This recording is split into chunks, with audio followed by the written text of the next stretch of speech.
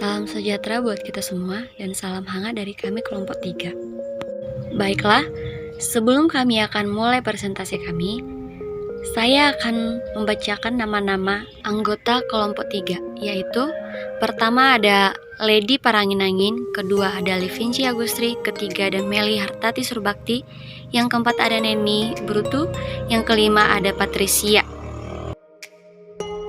Di sini kami akan mempresentasikan tentang analisis sistem informasi perusahaan manufaktur dari PT Gudang Garam Tbk serta dengan analisis SWOT. PT Gudang Garam Tbk adalah sebuah perusahaan produsen rokok populer asal Indonesia. Perusahaan ini didirikan tanggal 26 Juni 1958 oleh Suryo Winojojo yang merupakan pemimpin dalam produksi rokok kretek. Suryo Winojojo adalah seorang pengusaha Indonesia yang merupakan pendiri Gudang Garam, salah satu produsen rokok terbesar di Indonesia, yang kemudian berkembang pesat dengan jumlah karyawan mencapai 500.000 orang yang menghasilkan 50 juta batang kretek setiap bulannya. Sistem informasi yang digunakan pada PT Gudang Garam Tbk adalah manufaktur.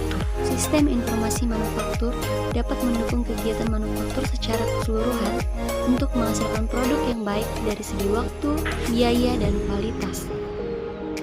Selain itu, sebuah perusahaan PT Gudang Garam Tbk juga membutuhkan sistem informasi yang memuat berbagai informasi penting mengenai orang, tempat, dan segala sesuatu yang ada di dalam atau di lingkungan sekitar organisasi tersebut. Setiap sistem informasi menyajikan 3 pokok, yaitu yang pertama pengumpulan dan pemasukan data, di mana datanya yaitu data eksternal dan internal. Kemudian yang kedua penyimpanan dan pengambilan kembali data, di mana yang menjadi database.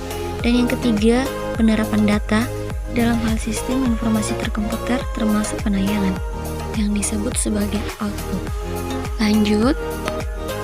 Di sini akan membahas tentang analisis SWOT PT Gudang Garam Tbk.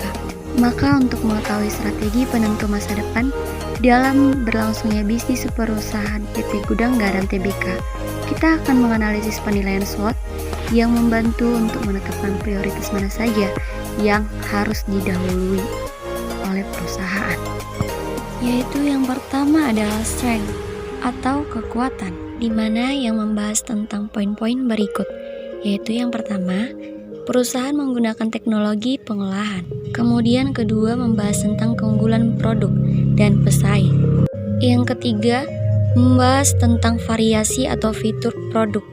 Dan yang terakhir, tentang jangkauan distribusi yang dimiliki oleh perusahaan.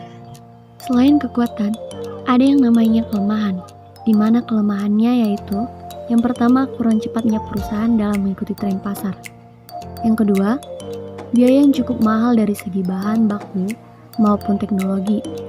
Yang ketiga, perusahaan mengandalkan produksi produk rokok kretek yang memiliki kadar nikotin tar yang masih relatif tinggi. Padahal, konsumen cenderung menyukai rokok dengan kategori low nikotin. Setelah kelemahan, ada yang namanya peluang. Peluang yang pertama yaitu dengan banyaknya masyarakat atau penduduk yang mengkonsumsi rokok. Yang kedua, peluang untuk menjual, di mana sudah terbukti Pulau Jawa sudah mencapai 50%, sehingga masih terdapat banyak kesempatan dan potensi untuk memperluas penjualan ke daerah lain. Selanjutnya ada ancaman, di mana ancaman yang pertama yaitu peraturan pemerintah mengenai dampak negatif yang ditimbulkan dari rokok. Kedua, pembatasan promosi dari produk rokok melalui PP nomor 81/1999.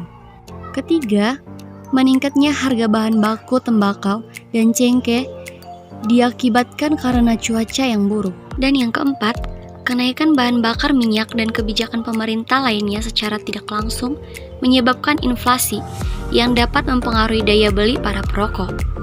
Setelah kita membahas tentang analisis SWOT, ada yang namanya strategi. Strategi PT Gudang Garam Tbk lebih pada mengkonsolidasi sistem aplikasi yang ada dan memberi respon pada permintaan bisnis yang baru.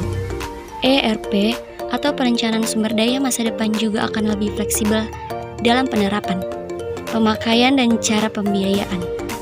Dalam membangun teknologi informasi, seluruh sektor dapat dengan mudah mendapatkan informasi apa saja yang mereka perlukan, serta perusahaan mampu langsung dapat merespon perubahan resiprokal. Setelah membahas tentang analisis sistem informasi dan analisis SWOT, ada kesimpulan, yaitu penerapan ERP pada suatu perusahaan harus menjadi kebijakan strategik pada tingkat top manajemen dan didukung penuh oleh setiap unsur yang ada di dalam perusahaan. ERP atau perencanaan sumber daya telah mampu memenuhi beberapa target jangka panjang sebelum tenggat waktunya, seperti terlihat pada Operation Net Income yang mencapai pertumbuhan. Hal ini dapat terlihat pada ketepatan waktu pada pengiriman, penggunaan laporan internal yang standar, dan rata-rata kesalahan yang ditimbulkan oleh karyawan. Indikator-indikator tersebut telah membuktikan bahwa ERP mengarahkan proses pada hal tersebut. Sekian dari hasil diskusi kami. Sebagai penutupan, kami ucapkan terima kasih.